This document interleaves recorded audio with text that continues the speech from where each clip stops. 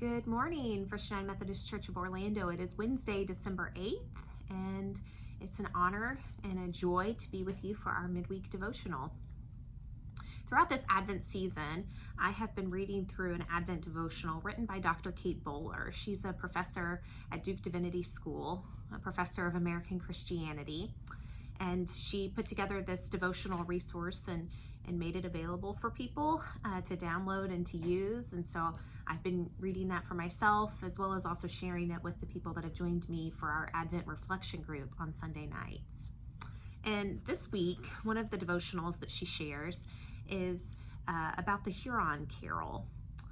There was a French Jesuit priest by the name of Jean Brebeuf.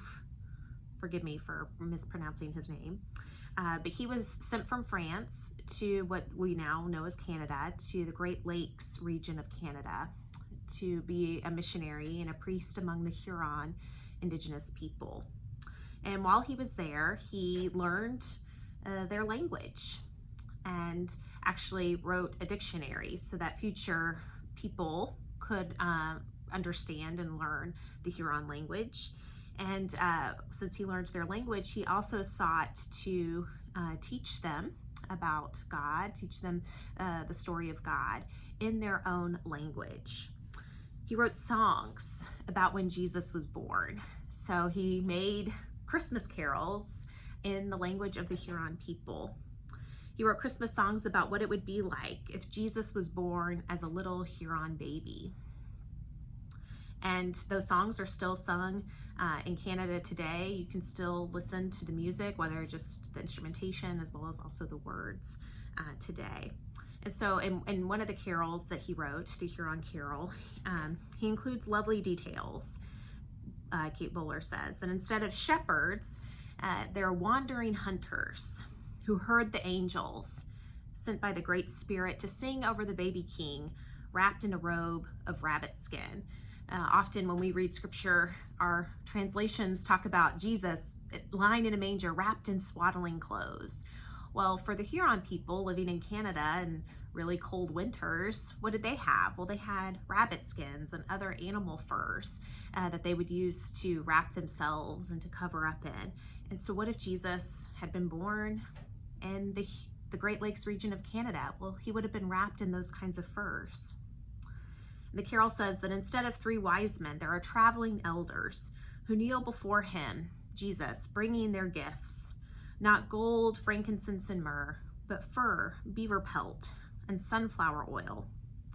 So again, looking around at like what was in the region, gold, frankincense, and myrrh, well, if those don't really exist in that area of Canada, the people have really no idea what that means or what that looks like. And so this priest translated the gifts into what would be practical if Jesus had been born in that region of Canada.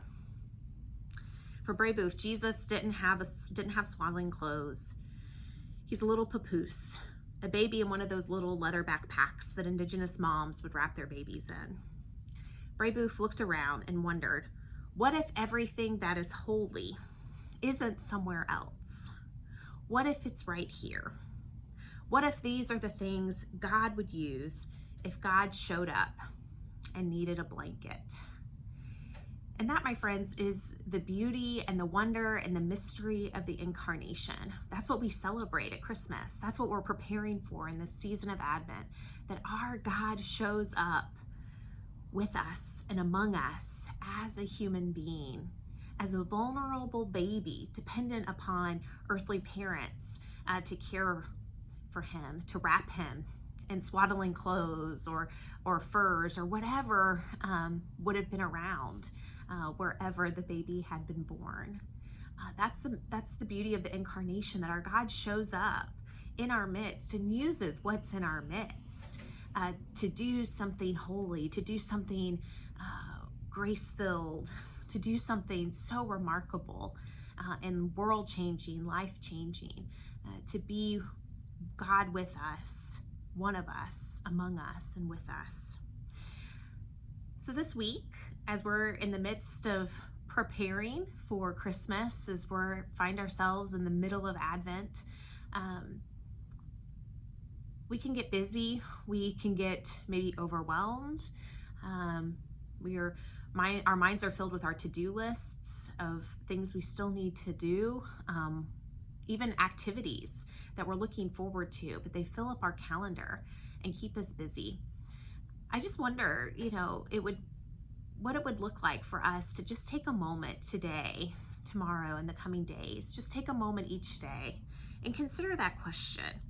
What if everything that is holy isn't somewhere else? What if the holy is right with you, present with you, in your car, in your home, in your office, wherever you may be? What if what is holy is right there with you?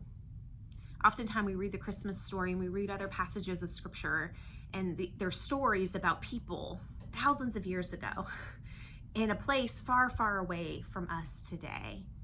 And so it feels disconnected sometimes. It feels like, well, that doesn't necessarily relate to me and to my life here in Orlando in 2021. But our God is still a God who is showing up, who is present with us, who is doing a new thing in your life and in my life and in the world around us. If we have but eyes to see and ears to hear and moments to just pause and to notice.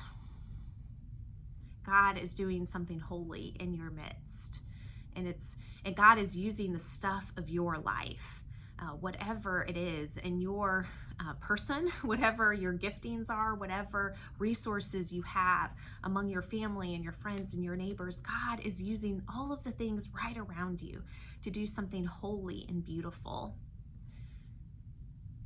Last night, my dog woke me up in the middle of the night and she wanted to go outside. And so I'm trying to be patient and letting her outside into the fenced backyard.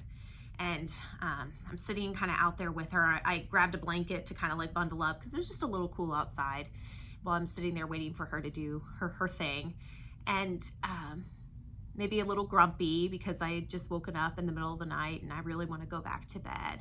But I was sitting there and kind of in the light from the back porch, the light of the moon and the stars and probably other neighborhood lights.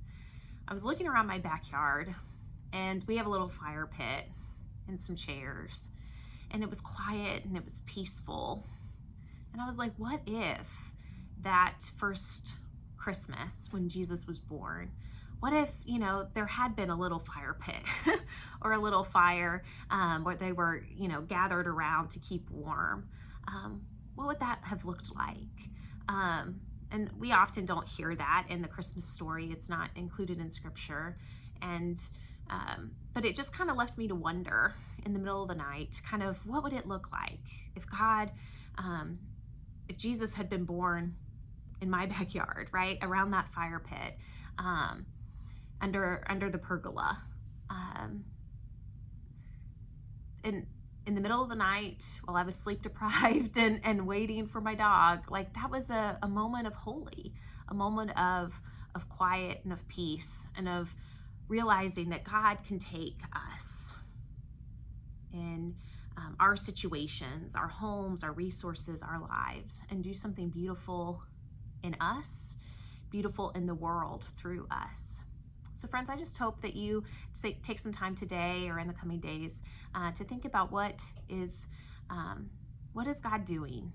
What holy is God doing in your life and around you? And give thanks to God for that. Friends, you are loved. I look forward to worshiping with you over this Advent and Christmas season. This coming weekend, we have our Hope for Christmas service that will be streaming live on Facebook at 7 o'clock. Or premiering live on Facebook, whatever it's called, but it'll be streaming on Facebook at 7 o'clock on Sunday night. And this service is for people that need some extra love and care this Christmas. Monday night, we have our Christmas concert. It is here in the sanctuary at 7 o'clock. You don't want to miss it. Our choir, our bell choir, musicians, it's coming together and it's beautiful. So you will want to come and prepare your hearts for the season. And then, of course, we have our Christmas Eve services, Friday, December 24th, We have 2 services, both in the sanctuary, one at 5 o'clock. That's our family service that we've had for a number of years. And then 7:30 in the sanctuary, both of them in the sanctuary.